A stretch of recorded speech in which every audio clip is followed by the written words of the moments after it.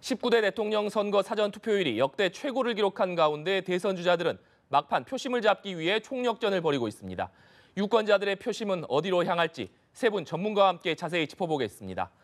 이상휘 세명대 교수, 배종호 세한대 초빙 교수, 배철호 메르겐 대표와 함께 이야기 나눠보겠습니다. 어서 오십시오. 네, 안녕하십니까? 안녕하세요. 네. 먼저 이 교수님, 대선이 네. 이제 사흘 앞으로 다가왔습니다. 이제 더불어민주당 문재인 후보 이 대세론 굳히기에 들어간 모습인데요. 네. 현재의 판세는 어떻게 보고 계십니까? 지금 현재로서는 뭐 1강 2중의 구도가 계속 지속이 되고 있는 그런 상황이라서 사흘밖에 남았지 않기 때문에 뭐 특별한 변수가 없는 한 1강의 구도가 그대로 굳혀지는 형태가 아니냐 이렇게 지적을 할 수가 있습니다. 그러나 막판 변수라는 것은 뭐 항상 존재하기 마련이죠. 지금 막판 변수로 뭐 대두될 수 있는 것들이 실질적으로 문재인 후보에 대한 어떤 뭐 결정적 흔점이 있느냐에 대한 부분, 그다음에 보수 결속이 어느 정도 속도로 이루어지느냐에 대한 부분, 이런 것들인데 두 번째로 이야기 드렸던 문재인 후보의 뭐 결정적인 흠, 뭐 이런 부분들은 실질적으로 그것이 효과를 나타낼 가능성이 시간적으로 좀 불리하고요. 문제는 이제 보수 결속이 TK 지역으로부터 시작해서 어느 정도의 경고성을 가지고 시너지를 나타낼 것이냐, 이것이 이제 관건이라고 봐야 되겠죠. 네. 네. 배 교수님께서는 현재 판세 어떻게 보고 계십니까? 네, 현재 뭐 아시는 것처럼 우리가 6일 전부터 여론조사 공표 금지에 들어가니까 깜깜이 선거, 암흑의 레이스니까 그 추세는 우리가 알 수 없지만은 전체적으로 보면은 지금 1강 2중 2약의 추세 아닙니까? 그럼 이제 이 추세가 변하려면은 결정적인 사건이 터져야 되는데 아직까지는 이제 결정적인 사건이 터진 건 없는 것 같고요. 그렇다면 이제 앞으로 남은 변수하는 것은 결국은 부동층. 현재 부동층이 대략 한 25% 정도 될 것으로 추산되고 있지 않습니까? 그럼 이 부동층이 과연 안철수 후보 또는 홍준표 후보 두 사람 중에 한 사람에게 쏠리는 그런 이제 몰표 현상이 빚어져서 과연 1강 2중 2약의 구도를 양강 구도로 바꿀 수 있느냐, 이게 이제 최대의 포인트일 것 같고요. 그런 점에서 지금 이제 홍준표 후보가 계속 강성 발언을 내세우고 있고, 또 지난번에 이제 바른정당의 집단 탈당 사태가 있었지 않습니까? 이 부분이 좀 역풍이 부는 그런 부분이 있기 때문에 제가 볼 때는 이번 선거는 마지막까지 기표소에서 지금 표를 찍을 때까지 알 수 없는 그런 선거이기 때문에 뚜껑을 열어봐야 될 것 같습니다. 네, 대표님께서는 어떻게 보고 계십니까? 앞에 두 분 말씀과 똑같이 현재 뭐 1강 2중 구도가 그대로 끝까지 이어지지 않을까. 다음 지금 특별한 이슈가 돌발 이슈가 발생을 해도 그것이 표심에 자극하고 투영되고 숙성하는 그런 기간 등을 고려하더라도 크게 영향을 미치지 못하지 않을까, 그렇게 좀 전망하고 있습니다. 네. 문재인 후보 같은 경우는 뭐 SBS 보도 때문에 상당히 뭐 진땀을 뺀 모습이었습니다. 이 네. 부분이 또 표심에 어떤 영향을 미칠 것인가, 이런 부분도 좀 관심을 끌고 있거든요. 만약 이 보도의 진위 여부가 사실이었다 그러면 메가톤급이라고 봐야 되겠죠. 대선 판대로 완전히 바꿀 수 있는 뭐 그런 악재였다고 봅니다. 왜냐 그러면 뭐 세월호라는 것이 뭐 전국적인 이슈가 될 수 있는 부분이고 가장 사회적인 문제성이 큰 그런 이슈이기 때문에 그렇습니다. 그러나 소위 이제 통상적으로 이야기하자 그러면 네거티브 공세가 효과를 보려고 그러면 한 열흘 정도 지속이 돼야 된다. 그래야 효과를 볼 수 있다. 이렇게 이야기하거든요. 그러나 이 부분은 사실상 통상적인 네거티브 수준이 아니다는 것이죠. 뭐 드러나는 것을 검증하고 이런 부분이 아니고 사건이라 볼 수가 있습니다. 그래서 사건이라 볼 수 있기 때문에 그만큼 폭발성에 대해서 상당히 예민하게 반응할 수밖에 없었다라고 봅니다. 그래서 SBS 쪽에서도 보도의 진위 여부를 떠나서 여기에 대해서 뭐 2분 정도 보도했는데 5분 이상을 사과하는 그런 형태를 보여줬습니다. 그 상황이기 때문에 결론적으로는 이것이 일단락 되었다고 보여지고요. 또 두 번째로는 문재인 후보의 지지층 자체가 경고성이 굉장히 단단합니다. 소위 말하는 충성도라 그러죠. 이런 것들이 외적 변수에 의해서 영향을 받는 그런 부분들은 좀 최소화되지 않았냐 이렇게 봅니다. 다만 이제 저는 이제 언론 학자로서 이야기하자 그러면은 SBS 보도에 대한 문제가 있었느냐 없었느냐 이런 부분인데, SBS 보도가 뭐 제3자적 증언을 가지고 이제 최소한의 구체성을 갖고 있는 부분 아니겠습니까? 언론이 뭐 게이트키핑의 역할로서 어떤 상황에 대해서 상당히 예민하고 또 중차대한 영향을 미칠 수 있는 의혹이나 사건이 발생됐을 때는 보도하는 게 뭐 당연하다. 저는 그렇게 보고요. 뭐 실제적 악의를 가지고, 그러니까 문재인 후보를 음해하겠다든가 또는 특정 정당을 위하겠다든가 이런 목적을 가지고 보도를 했다. 뭐 이렇게 보기에는 좀 문제가 있지 않나 이렇게 봅니다. 이 SBS 보도와 관련해서는 우리가 좀 두 가지를 주목해 봐야 될 것 같습니다. 하나는 SBS 보도가 정당한 보도였는가, 그리고 두 번째는 이 SBS 보도에 대해서 각 캠프 후보들의 반응이 정당한 것이었는가 이 두 가지를 봐야 되는데 기본적으로 이제 SBS 보도 자체가 잘못된 보도였고 또 SBS 당사자들이 이 보도는 잘못된 보도라라고 사과하고 해명까지 했기 때문에 그 부분은 이제 문제가 없는 겁니다. 그럼 이제 나머지 부분은 언론 탄압이냐, 언론 외압이냐 이 부분인데 그럼 이제 문재인 후보 측에서 이 잘못된 보도에 대해서 과연 언론의 외압에 해당될 만큼 지나치게 반응을 했느냐의 문제고요. 그런데 이제 그 부분과 관련해서는 전혀 외압은 없었다라고 얘기를 하고 있기 때문에 제가 볼 때는 이제 이 문제가 그렇게 폭발력 있는 이슈로 그렇게 발전할 것 같지는 않아 보입니다. 네, 지금 오늘 문재인 후보의 유세 동선을 보면 이 수도권 그리고 이따 오후에는 또 홍대에서 젊은 층들과 국민 허그라고 해서 뭐 사전 투표율이 25%를 넘었기 때문에 허그 행사를 할 예정인데 이 부분이 아무래도 이 수도권과 젊은 층을 대상으로 하고 있기 때문에 최근에 유승민, 심상정 후보가 2030 세대 측에서 약간 지지율이 좀 지지세가 좀 높아지는 분위기가 무관치 않다 이런 해석도 나오거든요. 이 부분은 어떻게 보십니까? 맞습니다. 이번 대결이 과거 지역주의 투표라고 할 수 있는 동서 투표가 많이 약화되고 이제 연령 균열, 세대 균열이라고 하는 노소 투표가 좀 심해질 것이다라고 그렇게 전망하고 있고 각종 여론조사에서도 그렇게 나타나고 있습니다.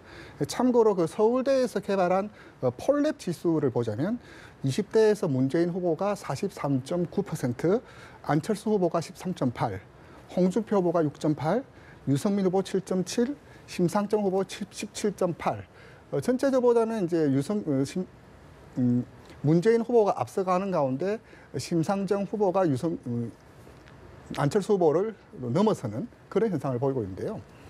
지금 이제 문재인 후보가 얼마 전부터 이제 필승론에서 압승론으로 50% 과반을 넘기자. 그렇다면 지금 가장 좀 위협적인 게 20대에서 심상정 그리고 이제 유승민 후보가 치고 올라오는 이 기세를 좀 억눌러야 되는 그런 효과도 있고 마지막까지 이제 높은 지지를 보이고 있는 20대층의 투표율을 자극하고 투표율을 또 독려하는 것도 50%를 과반을 넘기는 주요한 모멘텀이 되기 때문에 아무래도 그들을 대상으로 한 메시지, 퍼포먼스 이벤트를 제기할 수밖에 없는 그런 상황의 연장에서 좀 보여집니다. 네. 지금 문재인 후보 쪽에서 이 상태로 가게 되면 과반도 힘들 수도 있다라고 자꾸 메시지를 내놓은 이유가 바로 이제 그러한 이유겠죠.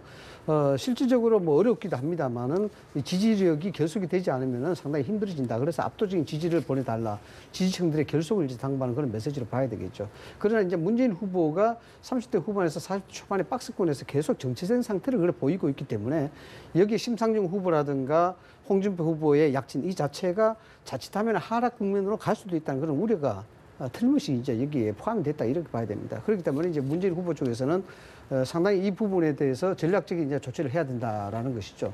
지금 그 프리허그에 대한 부분은 제 개인적으로 생각했을 때는 만약에 25%를 달성하게 되면은 제가 프리허그를 하겠다 이렇게 이제 공약을 했지 않습니까? 네. 약속을 했지 않습니까? 이 부분은 전략적으로 뭐 괜찮은 한 수였다 저는 그렇게 평가합니다. 왜냐하면은 25%의 사전 투표율이 본인의 유불리를 떠나서 그걸 넘게 되면은 모든 판세가 내게로 유리하게 작용할 수 있을 것이다. 그 대세론을 확정시키는 거거든요. 그리고 그에 대해서 만약 25%를 넘어섰고 진짜 프리허그가 된다 그러면은 그에 대한 소위 이미지 포인트가 계속해서 그쪽으로 초점을 맞춰지게 되는 그런 형태가 됩니다. 그렇기 때문에 전략적으로 그 부분은 뭐 괜찮은 한 수 있다. 그래 보는데 단 하나 좀 우려되는 부분들은 이 그런 프리허그에 대한 약속 실천이 계속 장면화되고 그렇게 보도가 되고 회자가 되게 되면은 실질적으로 보수 지지층에서는 상당한 위기감을 느낄 수가 있는 것입니다. 그래서 막판 결집세를 오히려 부채질하는 형태가 될 수도 있다라는 그런 점을 좀 지적을 하고 싶습니다. 네, 자유한국당 홍준표 후보는 이 대선이 사흘 남은 오늘 이 오전에 기자회견을 했습니다. 이 국민 대결집 기자회견 이렇게 이름이 붙었는데요. 문재인 후보는 나라를 교체하는 것이라고 얘기를 하면서 자신이 강한 대한민국을 만들 수 있는 후보다 이렇게 얘기를 했거든요. 이 네. 배경은 어떻게 봐야 될까요? 지금 이제 홍준표 후보는 기본적으로 이번 대선을 체제 전쟁이다 이렇게 지금 성격 규정을 하고 있지 않습니까? 그래서 이제 좌파 우파 개념으로 계속 나가고 있는데요. 그러면서 계속적으로 이제 강성 발언을 지금 던지고 있지 않습니까? 기본적으로 그렇게 보수표를 결집을 시켜서 2위 안철수 후보를 제치고 더 나아가서 이제 양강 구도를 하겠다. 그래서 기본 동선도 이제 PK, TK를 잡아서 그 다음에 충청도표를 잡아서 이제 북상하는 L자형으로 어떻게 동남풍을 타고 가서 마지막에 한 2% 정도로 본인이 문재인 후보를 압도해서 승리하겠다 이렇게 얘기를 하고 있는데 이게 좀 지나치다 보니까 좀 역풍이 나타나는 그런 이제 좀 부분들이 있어요. 예를 들면 이제 바른정당 집단 탈당 사태 관련해서도 지금 그분들을 복당시키기 위해서 그 과정에서 이제 친박 강성들의 당원권 정지 문제를 해제하자라는 부분이 오히려 역풍이 좀 불고 있고 더구나 이제 또 문재인 후보를 향해서 나라를 갖다 바치는 것 아니냐라는 이제 그런 부분. 그러다 보면 이제 무슨 문제가 생기게 되냐면은 본인이 계속해서 지나치게 강성 발언을 해대면은 태극기 민심 그 정도의 지지율에 본인이 고착될 수 있는, 스스로 갇힐 수 있는 그런 부분이 있거든요. 그래서 제가 볼 때는 좀 더 강성과 유연성을 겸비하는 그런 선거 전략이 필요하지 않나 이렇게 생각이 됩니다. 대표님께서는 어떻게 보고 계십니까? 홍준표 후보의 그 지금까지 선거 패턴을 보자면 이제 갈라치기, 이슈를 통한 갈라치기를 통한 진영의 분리, 그 속에서 결속을 통한 승리, 좀 이런 현상들이 좀 보여왔고 이번 선거뿐만 아니라 저는 제가 볼 때 그 선거 전략이기도 하지만 그분의 나름대로 뭐 소신 철학 같습니다. 그 도지사 시절에 무상급식 문제라든지 뭐 진주 어려운 폐쇄 그런 문제들 봤을 때 나름대로 보수의 가치 그게 더 충실하다고 보는데 문제는 지금 선거에서 그것이 과연 얼만큼 먹히고 있는 건지 지금이 과연 프레임이라는 게 뭡니까? 결국 이번 선거는 어떤 선거다라고 유권자들에게 규정을 하고 그와 관련된 내용들을 지속적으로 제기하는 것이 이 프레임인데 물론 이것이 나름 진영 내에서는 일정 정도 효과를 보고 있습니다. 서울대 폴랩 지수를 보자면은 보수 진영 내에서 홍준표 후보에 대한 지지가 50% 과반이 나오고 있고요. 문재인 후보가 16% 그리고 안철수 후보가 20%. 나름대로 보수층 내에서는 4월 중하순을 기점으로 해서 이제 크로스가 나면서 지속적인 상승세를 보이고 있습니다. 여기서 이제 지속적인 상승을 보수층 내에서는 확인을 하였지만 과연 그것이 중도로 더 넘어서기에는 좀 제한적이지 않나. 그렇게 좀 보여집니다. 제가 한마디 좀 부연해서 설명을 드린다면 이렇습니다. 우리가 흔히 이제 선거에서 이야기할 때 각 후보 진영에서 지적하는 부분이 외연 확장이라는 말을 참 많이 씁니다. 이 외연 확장이라는 말이 뭐냐면 기존 고정 지지층을 넘어선 다른 지지층을 유입 흡수시키는 뭐 그러한 어떤 일련의 작업들을 외연 확장이라 이야기하는데 외연 확장을 하려고 그러면 고정 지지층들을 먼저 결속시키지 않으면은 외연 확장의 효과가 없습니다. 지금 홍준표 후보의 입장에서는 외연 확장이라기보다도 고정 지지율 결속하는데 그게 포인트가 맞춰져 있는 것이죠. 그래서 선거 캠페인 자체도 철저하게 타겟 마케팅을 그렇게 하고 있는 것입니다. 이것이 첫 번째고, 그다음 두 번째는 아주 그 전략적인 부분이 내포가 되어 있습니다. 뭐가 되어 있냐 그러면은 내부에 대한 내적 갈등이 아직까지 굉장히 심각한 상태입니다. 친박과 비박의 구도, 그리고 탈당과 그 탈당에 대한 영입에 대한 부분들, 이런 부분들이 내적 갈등이 심각한 상황에서 이 부분들을 명분상으로 화합시키려 그러면은 이걸 넘어설 수 있는 아젠다가 필요한 것이죠. 돌아설 수 있는. 그것이 안보입니다. 그것이 안보고 그게 이어지면서 자연히 상대방의 문재인 후보의 가장 취약점, 그것이 뭐냐? 또 안보거든요. 그렇기 때문에 철저하게 이 부분을 타겟으로 소고해서 이렇게 대립각을 철저하게 만드는 것입니다. 그런 것이 가장 중요한 문제고, 하나 간단하게 더 짚어드리자 그러면 이런 겁니다. 실질적으로 뭐 프랑스의 지금 중도 진영이 대선 승리를 앞두고 있다고 봅니다만 프랑스의 이념적 구도하고 대한민국의 이념적 구도는 근본적으로 다릅니다. 프랑스의 이념적 구도는 물리적 저항이 없었고 대한민국의 이념적 구도는 물리적 저항이 있었습니다. 이런 부분에 있어 소위 말하는 이것이 변질돼서 레드 컴프레서로 나타난다는 것인데, 즉 이것은 어떤 의미냐 그러면은 국민 정서에 내면되어 있는 안보에 대한 문제, 진보 보수에 대한 문제가 아직까지도 진보하지만은 영향력이 상당한 폭발력을 가지고 있는 그런 문제고 아젠다들이다. 이것을 이제 홍준표 후보가 철저하게 전략적으로 활용하는 것이다. 이렇게 저는 해석을 할 수가 있습니다. 네, 홍 후보가 남은 유세 기간 또 예고한 것이 U자형 유세거든요. 그러니까 이 영남 지역에서 시작된 지지율 상승세를 수도권을 거쳐서 충청 지역까지 퍼뜨리겠다 이런 계획인데 이 부분은 어떻게 평가하고 계십니까? 지금 이제 홍준표 후보 같은 경우에 지금 교수님 말씀처럼 그렇게 진행이 될 것인지 아니면 오히려 좀 역풍에 밀려가지고 정체될 것인지는 좀 두고 봐야 되는데 제가 볼 때는 오히려 2007년 모델이 이루어질 가능성이 굉장히 높다. 2007년 모델 같은 경우는 이제 이명박 대통령이 당선이 됐는데 전임 정권의 실정 때문에 당시에 이제 보수 후보가 이명박 그리고 이회창 두 사람이 출마를 했지만은 이명박 대통령이 이제 48%, 이회창 후보가 16%를 얻었음에도 불구하고 그러면 이제 당시에 유일하게 야당 이제 당시에 진보 후보죠 정동영 후보가 혼자 출마했는데도 26%밖에 못 얻었거든요. 그런 점에서 보면은 제가 볼 때는 이번에는 박근혜 대통령이 확실하게 실정으로 인해서 탄핵까지 된 그런 상황 아닙니까? 그런 상황에서 제가 볼 때는 2007년 모델하고 유사한 상황에 봉착할 가능성이 굉장히 높다. 그렇다면은 홍준표 후보가 현실적으로 30% 넘는다는 것은 굉장히 어렵다. 저는 이렇게 전망을 하고요. 그럼에도 불구하고 왜 이렇게 계속해서 강성적인 발언 그리고 보수층을 결속하는 특히 이제 TK를 그런 발언을 던지자면 이제 확실한 자기 세를 유지하기 위한 것입니다. 기본적으로 두 가지가 있는데 하나는 만약에 2위에서 밀려나가지고 안철수 후보에게 쏠림 현상이 일어날 경우에 15% 득표를 하지 못하면은 이번에 이제 총 선거 비용이 509억인데 50%밖에 보전을 못 받기 때문에 250억을 물어내야 됩니다. 이런 이제 큰 문제가 있고요. 또 하나는 이제 정치적으로 대선 이후에 지방선거 그리고 또 총선을 또 거쳐야 되는데 그러려면은 자신이 확실하게 보수의 중심이 돼야 되는데 앞으로 다시 한번 친박과 비박이 권력 투쟁이 벌어질 텐데 그 과정에서 본인이 확실한 득표율을 얻어가지고 이의를 하지 못하면은 주도권 행사하지 못하기 때문에 아마 강성, 친박 이 표라도 확실하게 공고히 하자 이런 전략이지 않은가 이렇게 생각이 됩니다. 네, 국민의당 안철수 후보는 현재 유세차에서 내려와서 이 뚜벅이 유세, 그러니까 거보 유세를 진행하고 있습니다. 이 부분을 통해서 유권자들을 직접 만나서 진정성을 알리겠다 이런 계획인데요. 대표님, 이 부분은 지금 어떻게 보고 계십니까? 글쎄요, 선거에서 후보의 메시지, 동선, 그렇게 유세 장소는 최고의 어떤 전략적 선택입니다.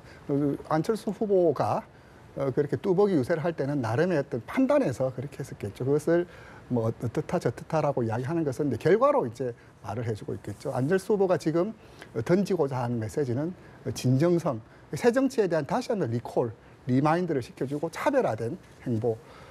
페이스북에서 안철수 후보 유세가 중계가 되고 있는데요. 네.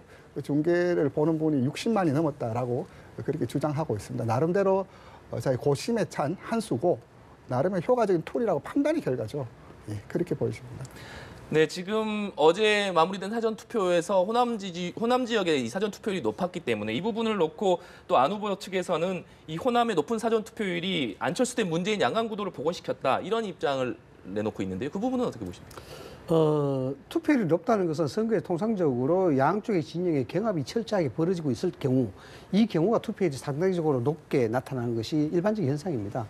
이 사전 투표율에 대한 그 의미를 따지기 전에 호남 지역이 소위 영남 지역에 비해서 그렇게 높은 이유 자체가 아마 그런 이유가 아니겠느냐 이렇게 생각이 됩니다. 전략적 투표 지역이 안철수 후보 쪽의 입장이나 문재인 후보 입장이나 똑같은 입장이거든요.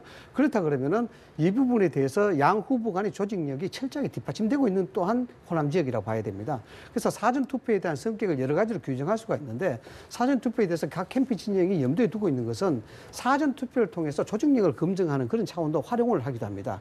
이 기회에 사전 투표에 대해서 많이 투표하는 것도 좋지만은 사전 투표를 통해서 각 포진되어 있는 각각의 준비 조직들을 총가동시키는 그래서 본투표에 준비하는 그런 어떤 시뮬레이션 형태의 성격도 내포를 하고 있습니다. 그런 측면에서 호남 지역에서는 안철수 후보와 문재인 후보의 조직이 총력 가동이 되었다 이렇게 볼 수가 있겠죠. 이것들이 하나의 투표율을 견인하는 그런 효과가 되는 것이고 물론 뭐 다른 점에서 사전 투표가 문화적 차원으로서 이제 소프트 랜딩이 되었고 또 휴가 연휴, 골드 휴가 이 부분에 대한 영향도 없지 않아 있다 이렇게 볼 수 있는데 아무튼 호남 지역은 양 후보 안의 전략적 지역인 만큼 여기에 세 결집이 사전 투표의 투표율로 나타났다 저는 그렇게 봅니다. 네. 우리가 이제 이 사전 투표율은 통상 이제 선행 지표라고 얘기를 하거든요. 본 투표의 선행 지표다. 네. 여기는 이제 사전 투표 결과가 본 투표의 결과와 그대로 일치하는 그런 현상이 나타났기 때문에 그렇거든요. 이제 지난번에도 우리가 4.13 총선 비례대표 정당 득표에서 보면은 당초의 예상을 깨고 국민의당이 2위를 했지 않습니까? 당시에 이제 새누리당이 33%, 그리고 국민의당은 26%, 그리고 민주당이 25%. 그 이제 뜻밖이었거든요. 이제 그런 부분. 근데 그때 보니까는 실제 사전 투표에서 비례대표 정당 득표율을 그렇게 했다는 겁니다. 그러면 이제 당시에 그러면 호남 지역은 어떻게 나타났냐면은 그때 당시에 이제 국민의당이 대략 한 43%를 나왔고, 그리고 민주당이 한 33%가 나왔거든요. 그러면은 지금 이제 국민당 측에서는 이번에 이렇게 사전 투표율이 엄청 높은 것은 양 세결이 완전 총격돌했는데, 그러면은 역시 50대, 60대의 장년층에서 반문 정서가 있기 때문에 이번에 뚜껑을 까면은 역대 이제 지금까지의 여론조사를 보면은 문재인 후보가 우수한 것으로 나오겠지만은 실제로 표를 까면은 우리가 우세하다는 그런 신호탄이라, 따라서 이제 이런 것을 기반으로 해서 한 1,000만 명에 이르는 부동층을 우리가 잡아당기면은 양강구도를 만들어서 골든 크로스를 만들 수 있다. 지금 이렇게 주장을 하고 있는 상황입니다. 네, 사전 투표에 대해서 잠시 언급을 해주셨는데 이 부분은 좀 뒷부분에서 조금 더 자세하게 좀 언급을 대담을 이어가도록 하고요.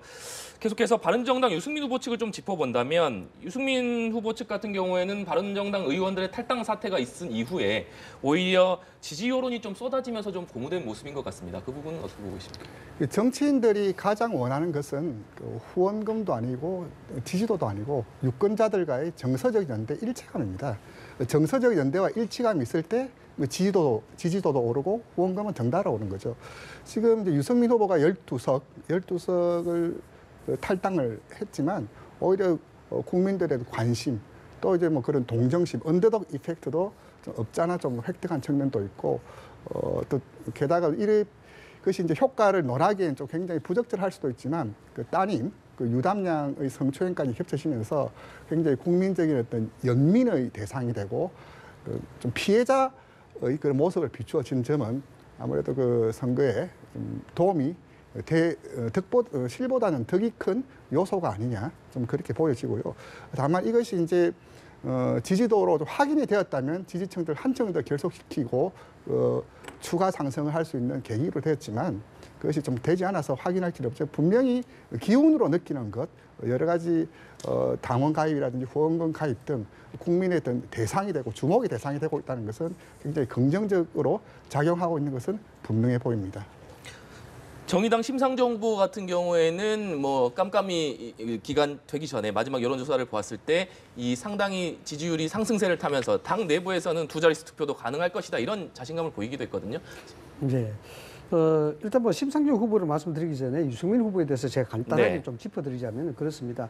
유승민 후보가 상당히 능력 있는 후보다, 또 상당히 토론도 잘하고 상품 가치가 있다, 이렇게 이야기됐음에도 불구하고 지지율이 계속 정체 상태를 보여왔다, 이런 것들 아니겠습니까? 그 유권자들 입장에서는 사실상 신세품이 아무리 성능이 좋다더라도 내가 필요가 없으면 선택하지 않듯이 유승민 후보에 대한 취사 선택도 그런 형태로 이제 이루어져 왔거든요. 이런 것들이 바른정당의 의원들이 12명 탈당하면서 소위 말해서 시각적 효소가 이제 다시 이제 발휘가 됐다, 이렇게 볼 수가 있습니다. 그래서 지금 유승민 후보는 이번 대선에서 상당히 선진하는 것도 중요하지만 이유도 굉장히 좀 중요하다 봐야 되겠죠. 여기서 지지율이 오르지 않게 되면은 바른정당의 존립 가치가 상당히 문제가 되기 때문에 일정 두 자릿수 득표는 충분히 해야만이 이제 존립이 가능한 것입니다. 그렇기 때문에 지금 유승민 후보가 내뱉는 이 워딩, 소위 말해서 메시지가 홍준표 후보에게 상당히 집중되는 그런 형태를 보이고 있습니다. 실질적으로 뭐 강간 미수범이라는 어떤 이제 극단적인 발언까지도 지금 하고 있는 부분이거든요. 이건 왜 그러냐 그러면은 사실 돌아갈 수 있는 다리, 밧줄까지도 끊어야 되겠다는 그런 입장을 갖고 있습니다. 여기서 혹시 있을지 모르는 바른정당 내의 의원들의 회귀 현상, 이것도 사전에 잘라놓기 위해서 자유한국당과는 상당히 거리를 완전하게 마무리 지으려는 그런 형태를 지금 보이고 있다, 이렇게 말씀드릴 수가 있고요. 근데 심상정 후보 같은 경우에는 아시다시피 이제 통진당 해체 이후에 여기에 대한 종북이라든가 좌파라든가 진보 진영에 대해서 여기 저항감이 좀 없어졌다는 부분, 이런 부분들이 상당히 이제 좀 플러스 요인이 됐었고, 또한 여기서 선명성을 가장 토론에서 두드러지게 나타나는 그런 후보였기 때문에 좀 지지율 상승에 기능이 됐다 이렇게 볼 수가 있습니다. 그런데 이제 문제는 이게 누구한테 피해가 갈 것이냐에 대한 문제 아니겠습니까? 유승민 후보 같은 경우에 지지도가 겹치고 있는 안철수 후보에게 마이너스 요인으로 작용할 수가 있는 것이고 심상정 후보의 약진 자체는 지금 문재인 후보에게 상당히 부담이 될 수밖에 없는 상태고 그래서 문재인 후보 진영에서 지금 이 상태로서는 과반도 힘들다라고 자꾸 이야기하는 것이고 심상정 후보로서는 지금 이 상태에서 약진해야만이 소위 다당적 구도로 갈 수 있는 그런 기반을 만드는 것이거든요. 그래서 다변화된 진보 정당의 색채를 만들어내고 이걸 통해서 목소리를 낸다면은 새로운 대한민국의 진보 정당의 하나의 영향력을 확보할 수 있는 아주 좋은 기회가 되기 때문에 절대 포기하지 않을 그런 가능성이 굉장히 높다고 봅니다. 배 교수님, 이 교수님께서 잠깐 언급해 주셨지만 심상정 후보의 지지율이 올라가면서 문재인 후보 측과의 또 공방도 있었어요. 그 부분은 어떻게 봐야 될까요? 네, 그렇습니다. 이제 기본적으로 이번 선거에 재밌는 게 문재인 후보하고 심상정 후보가 진보 후보다 보니까 지지층을 놓고 지금 제로섬 관계 있고 그리고 또 안철수 후보하고 홍준표 후보가 지금 TK 보수 표심을 놓고 이제 서로 제로섬 관계에 있는 그런 상황 아닙니까? 그런데 지금 이제 전체적으로 이번에 유권자들이 과연 소시 투표를 할 것이냐 아니면 될 사람을 찍을 것이냐 이 두 가지 가지고 굉장히 이제 고민하고 있는데 심상정 후보는 계속해서 소신껏 투표하십시오. 그래야지 미래를 건설할 수 있습니다. 그리고 확실하게 제가 촛불 후보고 제가 개혁 후보입니다. 저를 찍어야만이 앞으로 여러분들이 적폐를 확실하게 청산할 수 있습니다. 그리고 또 홍준표 후보를 견제할 수 있고 그리고 지금 개혁에 문재인 후보가 소극적인데 제가 이 일을 해야만이 확실하게 문재인 후보가 대통령이 되더라도 문재인 대통령 당선자를 견인해서 개혁을 할 수 있다. 지금 이렇게 주장을 하고 있거든요. 그러면 이제 과연 앞으로 심상정 후보가 두 자릿수 10%를 넘을 것인가라는 부분이 이제 굉장히 궁금한데 네. 역대 이제 최고 진보 정당 후보 득표율이 3.9% 아닙니까? 권영길 후보가. 그런데 현재 대략 해서 한 5, 6% 나올 것 같은데 제가 볼 때는 결국은 유권자들이 확실한 정권 교체를 해야 된다라는 부분에 포커스를 맞추면 아무래도 심상정 후보를 지지하는 세력들이 상당 부분 문재인 후보로 좀 이탈하지 않겠는가 이렇게 생각이 됩니다. 네, 다시 앞서서 잠시 사전투표율 높았던 사전투표율에 대해서 좀 다뤄봤었는데요. 잠시 그 부분을 또 이어가 보자면 앞서 호남 지역에서 높은 투표율에 대해서는 좀 분석을 해봤는데 상대적으로 영남 지역에서는 사전투표율이 좀 낮았단 말이죠. 대표님, 그 부분은 좀 어떻게 봐야 될까요? 아까 말씀하셨듯이 이제 호남에서 높았던 이유는 아무래도 대립 구도가 좀 격렬하기 때문에 관심이 그만큼 높았기 때문에 투표율도 같이 높아진 효과고요. 영남 같은 경우는 좀 지켜보자 뭐 이렇게 좀 분석하는 것이 좀 주류 같습니다. 그리고 다른 후보들 특히 이제 결국 영남에 지켜보자는 관망하는 이유가 주로 보수층 후보, 보수층 유권자들의 선택지 그 문제인데요.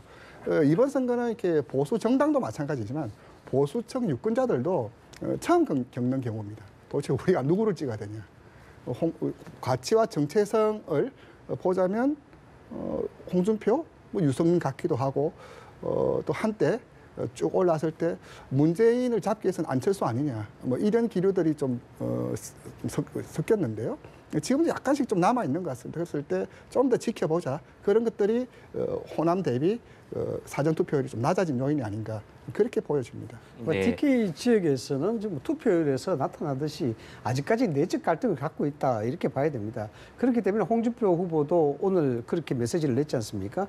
친박 탈당, 당원권 정지에 대한 복당, 그리고 바른정당에 대한 복당 이런 부분들을 빨리 처리를 해야 되겠다 이런 부분이거든요. 결국 내적 갈등을 겪고 있기 때문에 유보하고 있다 이런 게 이제 첫 번째 이유고 뭐 지적하셨습니다만 두 번째 이유는 그겁니다. 호남에는 조직력이 안철수 문재인 후보가 팽팽하게 되게 됐기 때문에 그것이 견인하는 역할을 했었죠. 그러나 TK 지역 같은 경우에는 조직력이라 그러면 자유한국당밖에 없습니다. 안철수 후보나 문재인 후보는 조직력이 없죠. 그렇기 때문에 좋은 말을 하면 여유가 있는 것이고 다른 어떤 현실적인 문제에서는 조직 간의 대결 구도가 형성이 되지 않기 때문에 저 사전 투표가 상대적으로 낮게 나타날 수도 있다는 겁니다. 저는 이제 보수 정당 관련해서 좀 말씀드리면은 이 부분에서 유승민 후보의 선전전은 굉장히 중요하다고 봅니다. 지금까지 현재 과연 우리나라의 보수 정당, 진정한 보수가 있었는가라는 부분과 관련해서는 여러 가지 지금 문제가 있지 않습니까? 그리고 이제 그 극단적인 사건이 바로 최순실, 박근혜 국정농단 게이트로 나타났는데 지금까지 제가 볼 때는 우리나라의 보수 정당이라고 하지만은 이념이나 가치에 의한 보수 정당보다는 어떻게 보면 이익이나 친분에 의한 그런 이제 붕당 정치에 가까운 그런 정당의 모습을 보여줬기 때문에 제가 볼 때 이제 유승민 후보와 같은 그런 후보가 나타났다고 보고요. 지금 유승민 후보는 굉장히 이번 대선을 통해서 위기와 기회가 동시에 좀 열려져 있거든요. 그렇지만 이제 정치는 제가 볼 때는 실리보다는 명분입니다. 소신과 가치를 확실히 견지해서 이 어려움을 뚫고 나가면 이제 미래가 있을 수 있다고 보고요. 실제로 이제 우리 역대 정치를 보면은 노무현 전 대통령 같은 경우에 지역주의에 온몸으로 한 거에서 바보 노무현이라는 그런 소리를 들었지만은 결국은 자신이 분명한 소신 그리고 정치 철학 가지고 있기 때문에 결국은 대통령까지 당선된 그런 사례가 있지 않았나 이렇게 생각이 됩니다.